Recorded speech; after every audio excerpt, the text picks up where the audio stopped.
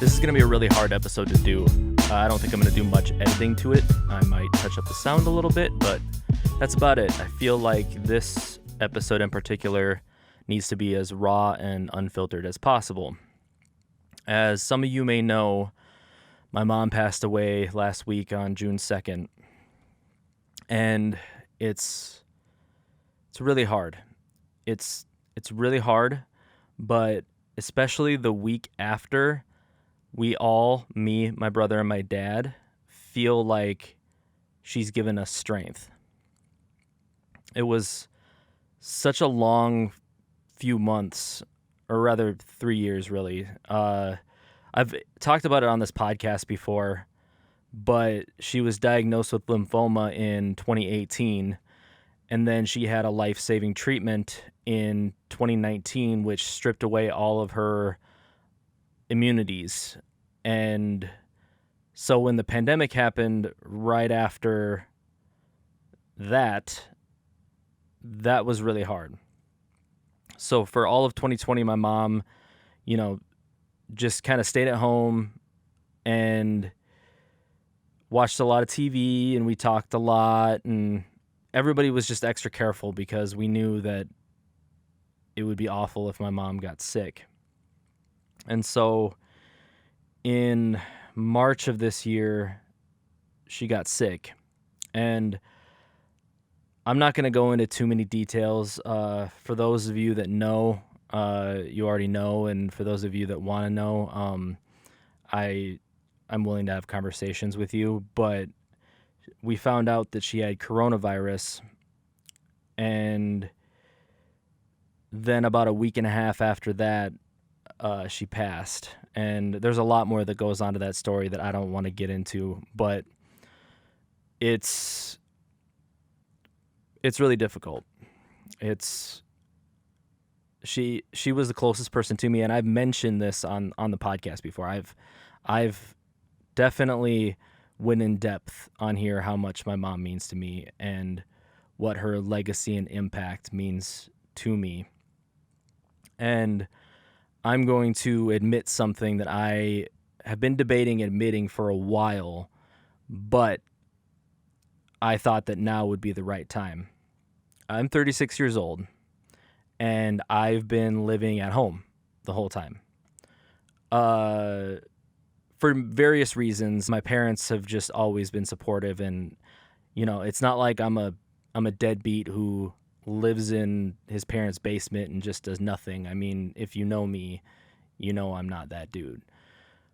So, having said that and having admitted that, I now feel so grateful that I live at home, especially being there for my mom when she was having a rough time, and being there for my dad too, especially after my mom passed. I am just so thankful that, now I live with my dad, and we are going to get through this together. And,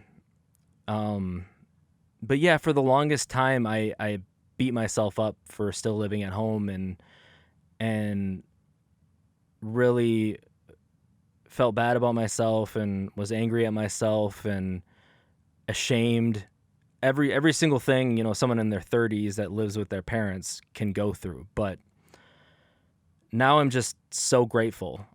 I mean, how many 36-year-olds can say that they've spent that much time with their mother before they passed?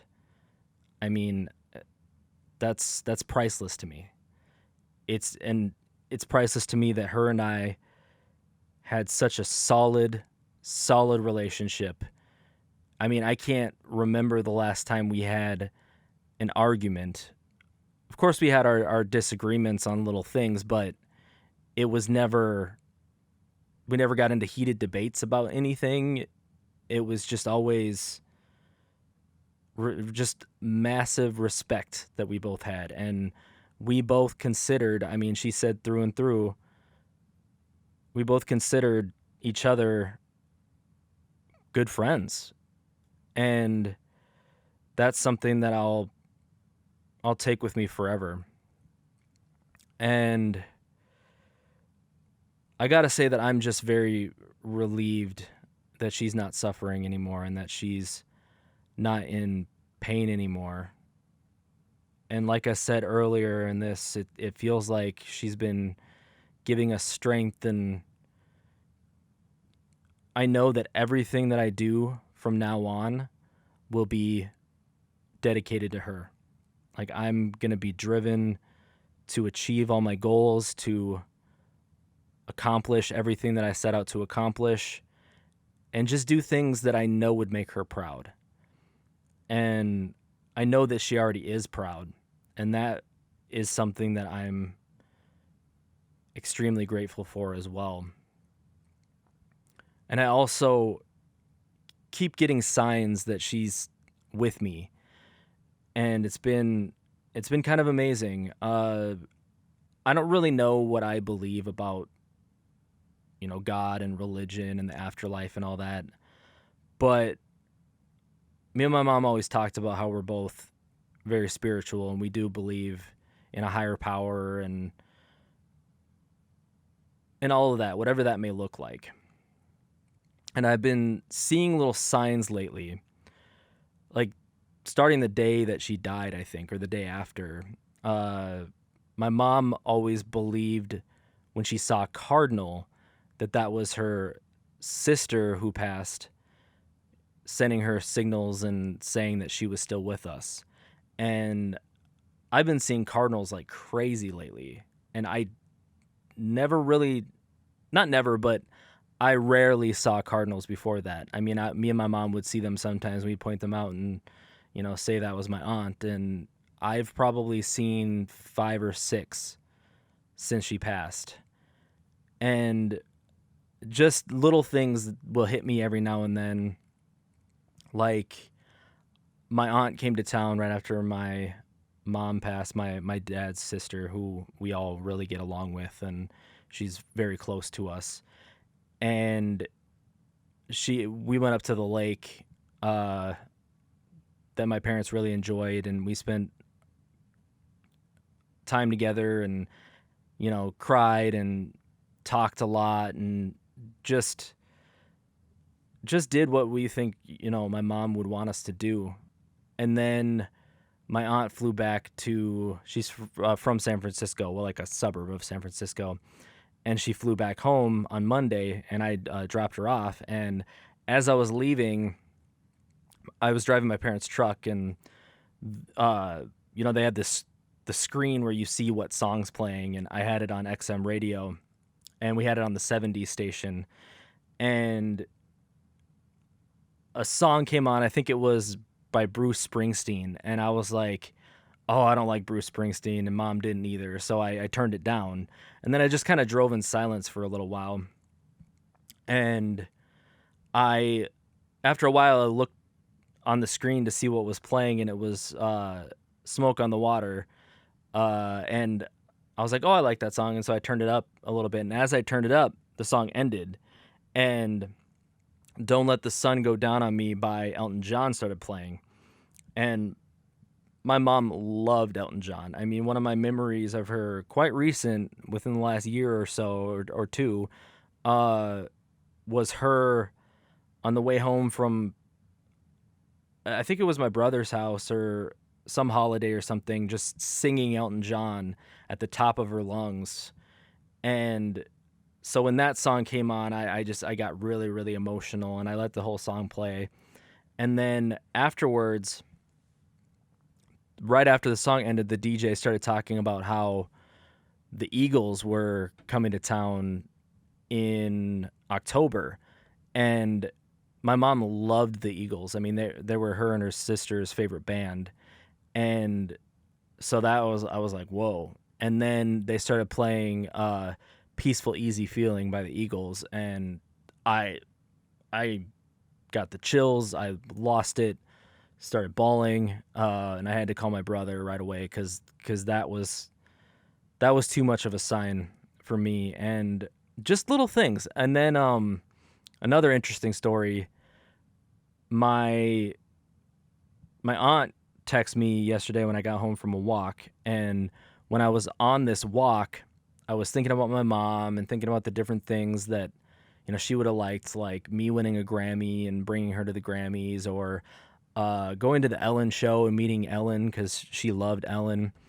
And I didn't even talk to her about Ellen's show ending next year. And I know there's a lot of controversy involved with Ellen, and I won't get into that, but my mom loved Ellen, like loved Ellen. And, I just was always like, oh, I wonder, I wonder if there's a way that we can get on there. And I got my aunt's text when I got home, and she said, "Hey, Brandon, Ellen is having a contest. You should sign up." And I was like, "Oh, okay, cool." And so I looked it up, and it was a Instagram contest for people to win tickets to come see her for her final season. And I entered the contest, and they had a little like, "Tell us why you deserve to win this." And I just wrote a heartfelt message about how much my mom loved Ellen and went through the whole story. And it's just little things like that just feel good, feel like, my mom still with me and sending me little signals and messages. And even if I don't, even if nothing comes of that contest, which I don't expect it to, that just felt good to sign up for that contest. And I just really, really appreciate everybody that's reached out to me during this time and everybody that's shown support. My mom is just so loved. I mean, if you met her, she is just a bright light, a bright shining light with just beaming positive energy. I mean, even when she was going through her worst times, she never complained. She never blamed people. She was just always so grateful for everything and just so good to everyone. She never wanted me to see her upset because she knew how much her being upset affected me and would make me sad. And while I always appreciated when she was truthful about that stuff, I always admired that she could, just be going through the worst time, but just still put a smile on her face. And yeah, I words can't really describe just how amazing of a person my mom is. And if you know her, you definitely would agree. And I just want to continue her legacy and make her proud, like I did when she was alive. And I know how proud she was of me with all my creative stuff and everything that I'm doing and have been doing. And I want to use her influence to help others and just really continue what I've already been doing. Like I said, I mean, because I've already wanted to help people through helping people with mental illness or people with depression or anxiety, or just helping uplift people, motivate people, and be creative. And I told her that I would win her a Grammy, and I'm really serious about that. I really want to go hard on my music and make my mom proud and do something epic and big. And I am determined to make that happen. And I don't have a lot more to say, but I wanted to do my first solo podcast, well, since the intro of this podcast, in dedication of my mother, and use this platform as a message to let everybody know to be grateful for everybody, show empathy to others, show kindness, and as, weird and confusing as this pandemic has been, please take COVID seriously. Please do what you can to still stay safe and to just think of others and think of the things that families have gone through during this time, and just do your best to spread all the love you can, because that's what I want, and that's what my mother wanted. My mother wanted everybody to celebrate life and to be happy and be successful and just be good to others. And I probably am repeating myself over and over again, and that's okay. I don't really care. There will be a celebration of life for my mom at some point. Our goal is to do it sometime around her birthday. It would have been her 60th birthday on July 26th. So I'll try to let people know about that when we solidify stuff. We're not having a funeral. My mom always wanted a memorial / celebration of life and people dancing to disco and having fun. So that's what we're going to do. And yeah, I'm really hurt, but I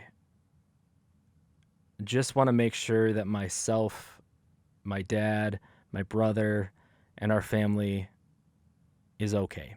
And I want to see to it that I stay happy and achieve my dreams, like I said, in dedication to my mom.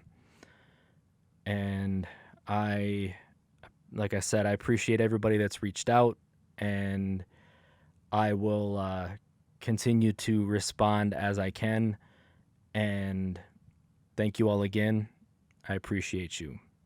And thank you to everybody that was great to my mother too, and super nice and all of that, because she loved so many people and so many of you. So take care, everybody.